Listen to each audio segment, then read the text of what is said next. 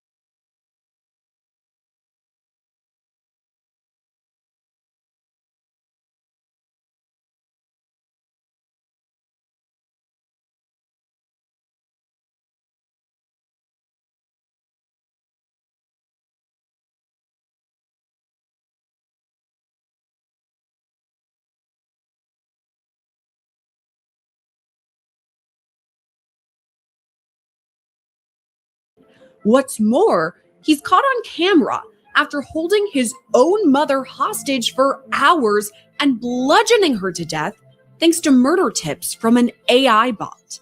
This is Scandal by Law and Crime. I'm Sierra Gillespie.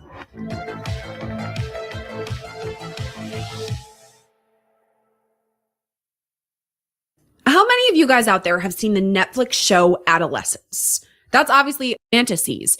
He instead turned to a sledgehammer as the murder weapon after an AI bot suggested it would be the easiest way to kill.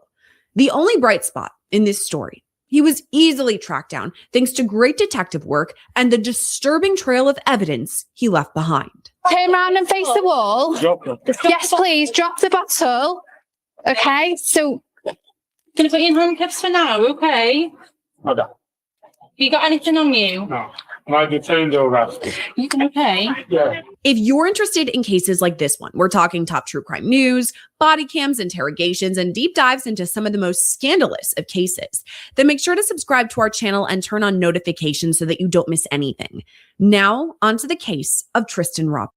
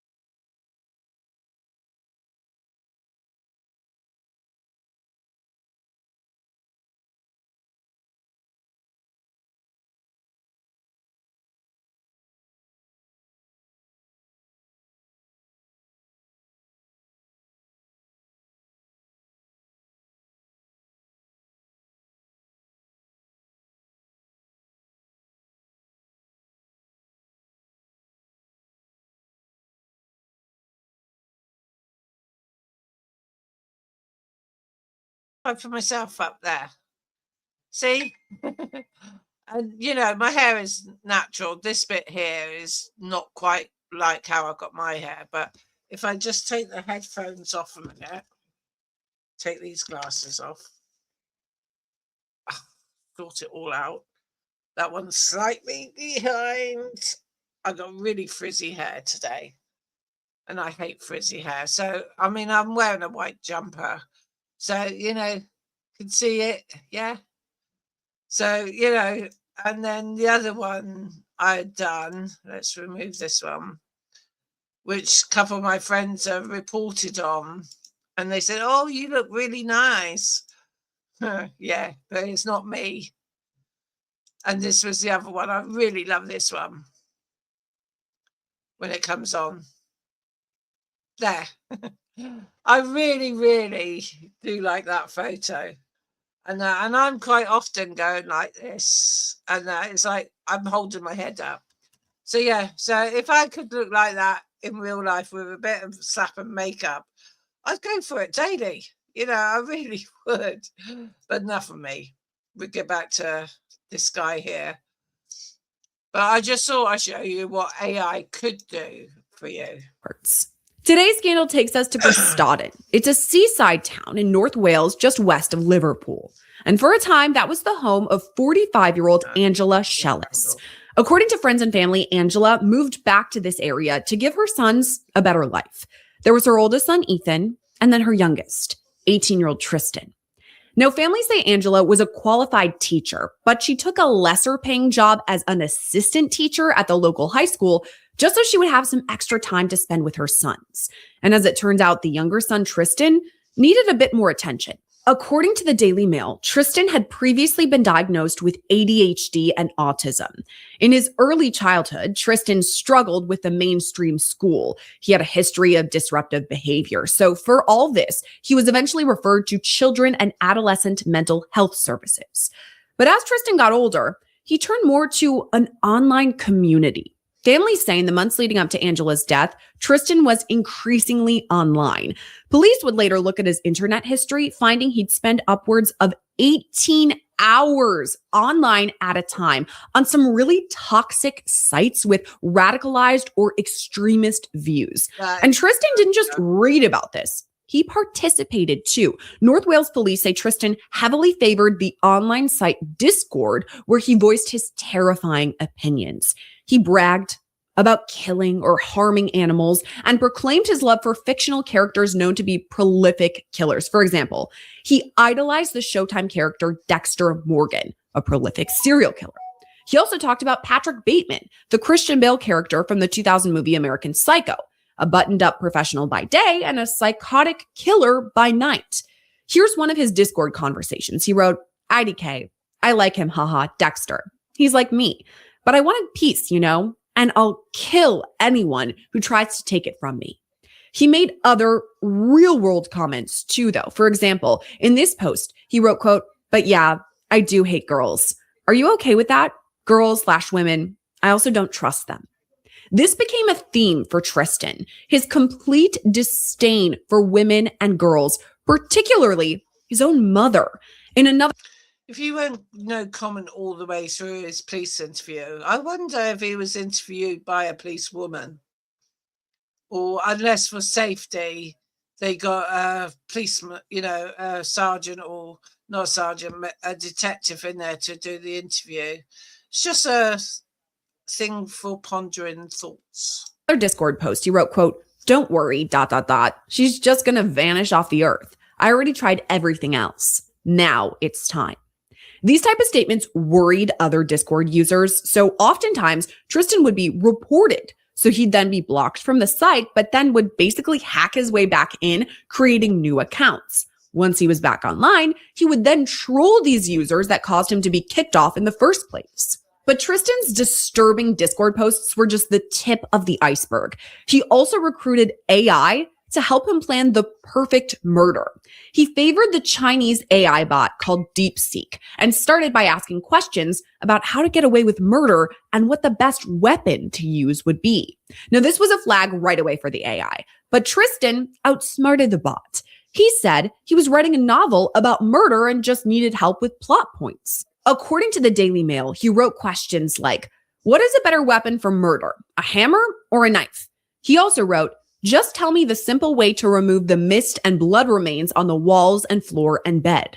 According to prosecutors, the AI revealed to Tristan that a hammer would be the best weapon for a, quote, non-experienced killer.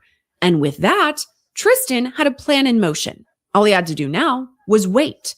So Tristan waited until he turned 18 years old and was able to purchase this hammer.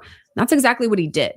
Security camera video shows Tristan at the store purchasing the hammer and other incriminating items. His Amazon search history would later reveal that in the weeks leading up to his mom's death, Tristan bought multiple incriminating items, including multiple hammers, multiple knives, a black balaclava, a military backpack, a pair of gloves, a bodysuit, and a face mask. Investigators would later find some of these same items at the crime scene, easily connecting them back to Tristan. So after weeks of planning, getting all of his items together, essentially a murder kit, Tristan finally decided to carry out this disturbing crime. And it started with him taking his own mother hostage in her own home. And Tristan recorded all of this, by the way. But the recordings are so disturbing that investigators have never released them. They weren't even played in court when Tristan would later be prosecuted. But we do have some transcripts of what was said. In one of the recordings, Tristan talks about his alter ego named Alex. He says, quote, "This is Tristan Roberts. Tonight, I'm going to be Alex, and I'm going to murder my mother, Angela, with a sledgehammer." Prosecutors say Tristan began by doing just that, attacking Angela with a hammer. After that, he held her hostage in her bedroom for about 4 hours, where he made even more disturbing recordings. In one of them, he said, quote, "Oh God, that was terrifying. That felt so crazy." Around the same time frame, Tristan again took to Discord, writing chilling messages like, quote, "Now I'm going to hit her 5 more times." And quote, "Actually, some while ago, I stood over her while she was asleep with a hammer, but I didn't do it." According to prosecutors, Angela had some pretty severe injuries from this incident, but was still alive. Tristan asked her to pretend to go to sleep, but she refused, knowing he would likely kill her. So instead, Tristan lured her out of their home, claiming he was going to take her to get some help. And we have ring camera video of all of this too, showing the pair leaving their home in the early morning hours of October 24th, 2025.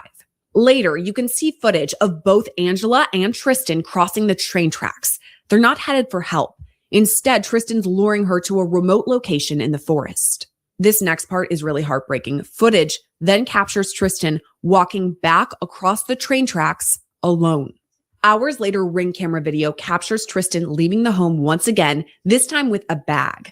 Now, investigators would later determine inside this bag, Tristan had bleach and other cleaning products. So he took it, went back to the forest where he bludgeoned Angela to death, and then tried to clean up after himself. But even still, some of Angela's DNA would later be found on the sledgehammer, helping investigators to determine it was the murder weapon. But long before any of those tests could be performed, Angela's body was discovered. Now, this happened in the early morning hours of October 24th when some people were walking along in the forest. They found a woman who was badly injured, and alongside her, the gloves, balaclava, and a crutch. Now, prior to her death, Angela had sustained an unrelated injury, and it required her to use the crutch to get around. So investigators used this to match the body up with Angela and help identify her. But meanwhile, Angela's family was getting really nervous. They hadn't heard from her and knew something was wrong. Angela's oldest son, Ethan, even texted her that morning, writing, quote, "Just call me for a second so that I know you are alive." A message sent from Angela's phone replied, "I think I'm alive," with a laughing emoji. Ethan would later say, "I knew from the messages that it wasn't my mom. I was begging for her to call me, and I knew, had it truly been her, that she would answer me in an instant." When investigators finally got inside, they found Angela's phone hidden in a closet. They later confirmed Ethan's worst fears. It was Tristan texting from Angela's phone, pretending to be his mother. At that point, she'd already been killed. But before all that, when police first arrived to the scene, they're called to the home. Ethan is barricaded inside. But eventually, investigators were able to get him out, and that's when he was arrested. Turn around and face the wall. Drop it. Yes, please. Drop the bottle. Okay, so Gonna put you in handcuffs for now, okay? Okay. You got anything on you? No. Am I detained or arrested? You okay? Yeah. No more details of the body. yeah, all in order at the moment. Tristan came to the door and he came out. So we'll wait for other officers to get here before we go into the address. For the next 9 days, Tristan went through hours and hours of questioning, but he always responded in the same way. No comment. Is that the same plastic bag that you took out with you on the early hours? I'm just going to make a cup of coffee, guys. Anyone want a coffee? I'll make you all a cup of coffee. On Friday the 24th of October, Oh, come on. when we've just seen you in that CCTV footage. Oh, come on. Armed with all of this information and Tristan's lack of cooperation, he was charged with the murder of his mother, Angela Shellis. Tristan ended up pleading guilty and was sentenced just this Wednesday, March 25th. His brother Ethan gave a heartbreaking victim impact statement. He said in part, quote, "She put up with so much from Tristan, and even then, she still loved him. Why would he do that to her? All my mom ever did was love Tristan. She looked after him and put up with way more than anyone ever should have. But that was my mom. She would do anything for us, anything for him. She's the only person that's ever done anything and everything for Tristan his whole life, and he's the one who's took her from us all." Ethan added that he's a, quote, "shell of a person since this crime, and that he never wants to see Tristan again. He told the court, "I can't imagine him ever being in the public or being safe for himself or others if he doesn't start engaging and talking about why he has done this to our mom and take responsibility for what he has done to mom and to the wider family." A judge agreed with this, by the way, sentencing Tristan to at least 22 years in prison. The judge said, quote, "You appear to have reveled in the control you exerted over your own mother. It was on any view a truly awful way for someone to die. It was made all the more dreadful by the fact her attacker was her own son, someone who it is clear she both cared for and indeed worried about in the weeks leading up to her death." All that means the first time Tristan Roberts will be eligible for release will be 2048 when he's 40 years old. Well, this is truly one of the most gruesome cases I think I've ever covered, especially when we're talking about a son torturing and then murdering his own mother. But I do want to take a closer look at it. Let's bring on today's expert guest to do that. It's criminal defense attorney and friend of the show, Matt Mangino. Matt, thank you for coming on. It's good to see you, but I guess I have to ask you, what are your thoughts about the facts of this case, simply being that a son would murder his mother in such a heinous way? Yeah, I mean, the facts of this case, Sarah, are horrific. I mean, when I looked at this case and I read through some of the news accounts, I mean, it's shocking that, you know, an 18-year-old could murder his mother in the manner in which he did, you know, including, you know, torture and you know, the whole idea of planning this. And it's just really outrageous case. It's so clearly premeditated too when you talk about the supplies that he purchased and the searches that he did online. And honestly, the online component is a huge part of this case, at least in my opinion, because it starts with him going down these rabbit holes, so to speak, of, you know, radicalized extremism. To me, it brought up a lot of danger in all of that. What are your thoughts with that part?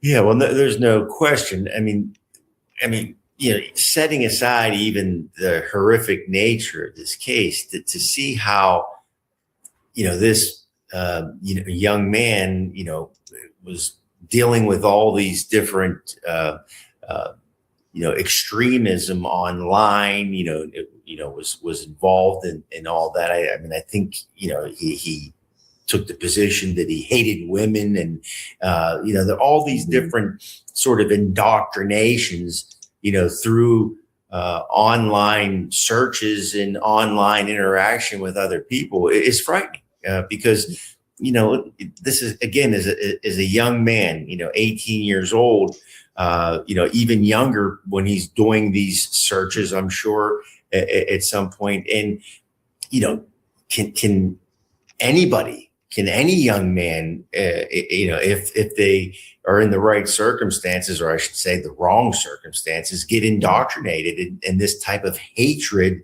and vitriol, you know? True hatred, I think, is a great way to describe this. And it's so tough because, I mean, you and I were both teens at some point in our lives. You know, at the time you think you're an adult, you think you're grown, but you're not. I mean, your frontal lobe is still developing and you're so susceptible to all of these, you know, views that he was just on the computer for 18 hours a day, hearing about the worst of the worst. And another thing too that stood out to me is his obsession, so it seemed, with these serial killer characters like the character Dexter, or he was really into American Psycho, Patrick Bateman. And this is hard for me because I'm a horror movie fan. I love Halloween. I love John Carpenter. I love, you know, spooky things. That's, you know, me. However, it kind of seems to me he took it to a new level, saying, I want to be Dexter. I want to kill. I've injured animals. I've harmed them. I've killed them. I mean, should that have been a major red flag? Well, yeah, it certainly should have been a red flag.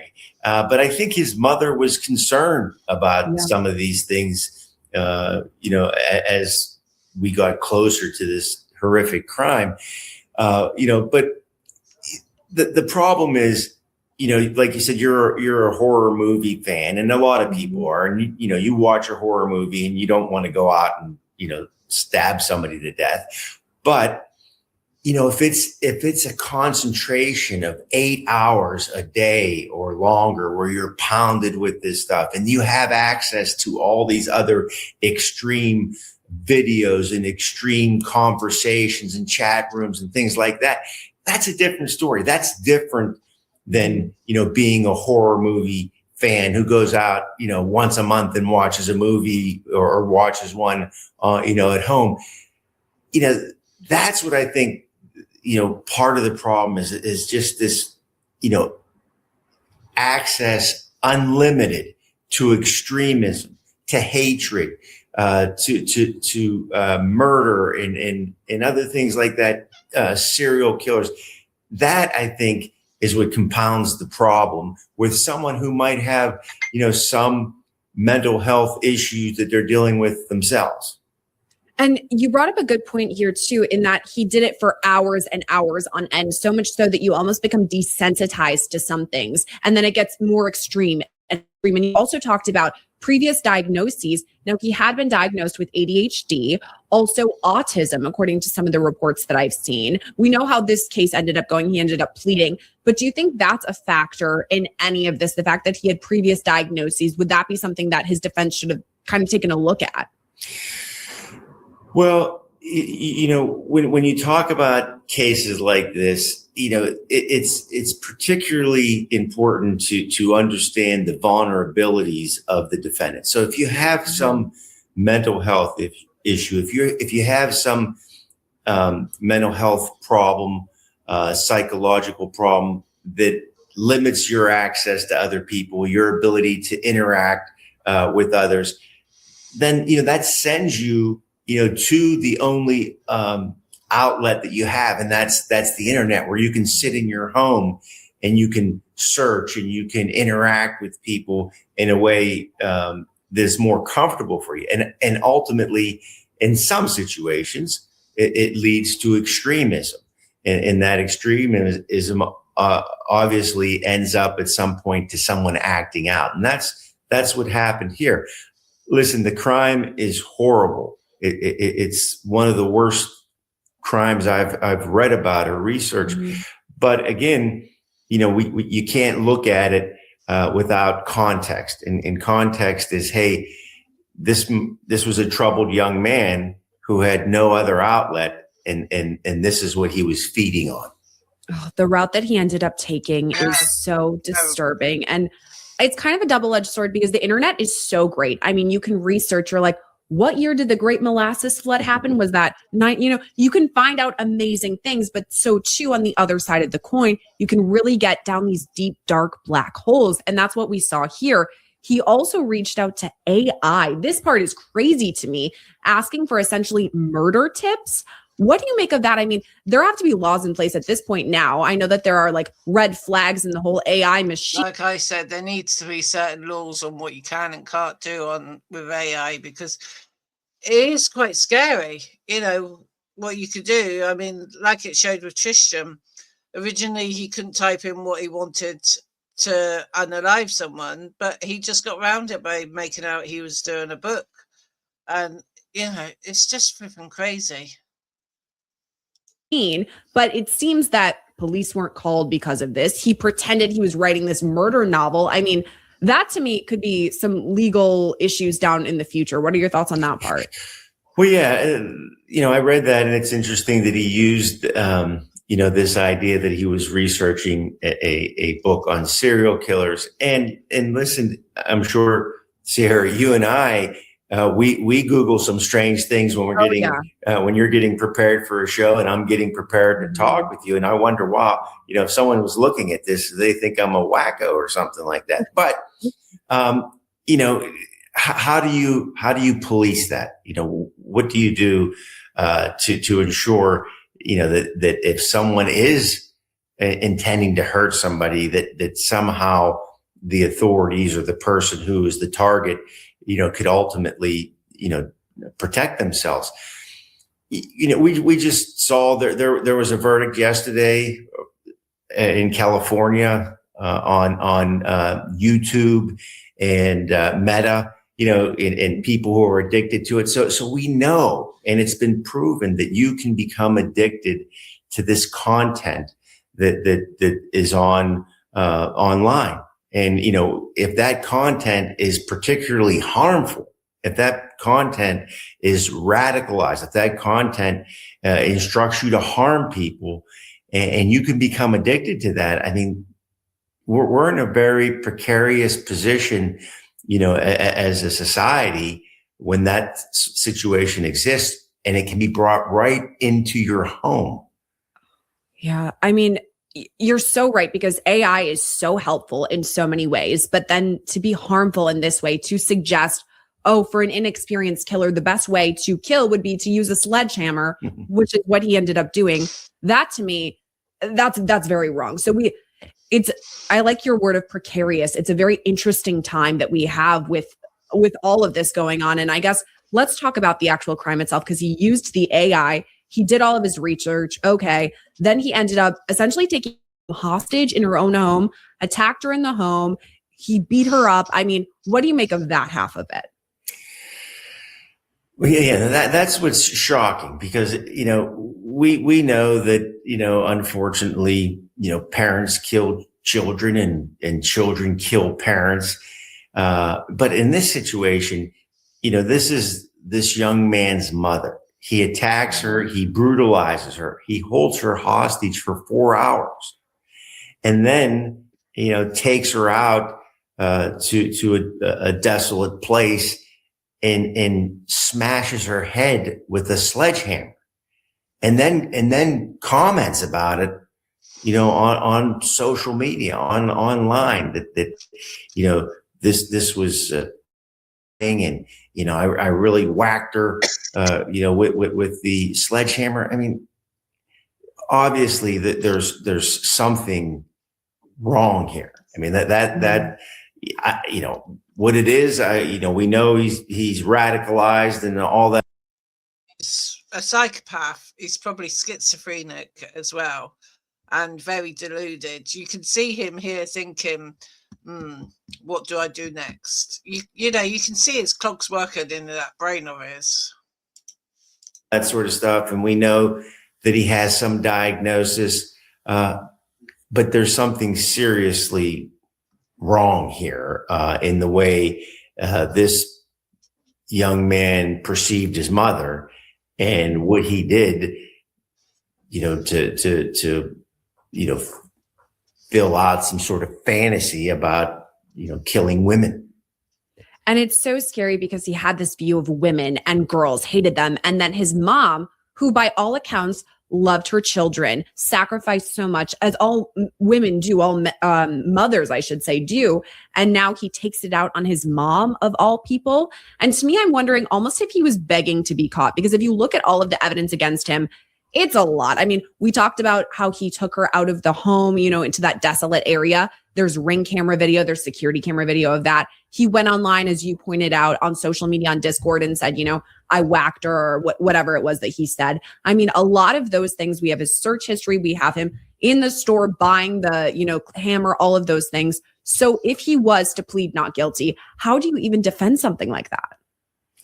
Yeah, that it's difficult. I mean, the evidence stacked up against him. And as you said, I mean, it was almost like he wasn't trying to hide what he was doing or what he did. When you think about this crime, Sierra, I mean, this is a crime of hate. This is a crime where you are angry at the person you're going to kill. So if you have a dispute with somebody, and whatever that is, and you fly off the handle and you get a gun and you shoot the person, okay, that's one thing. But to beat your mother, to hold her hostage for 4 hours, to crush her skull with a sledgehammer repeatedly, is just anger, hatred, whatever the source of that is.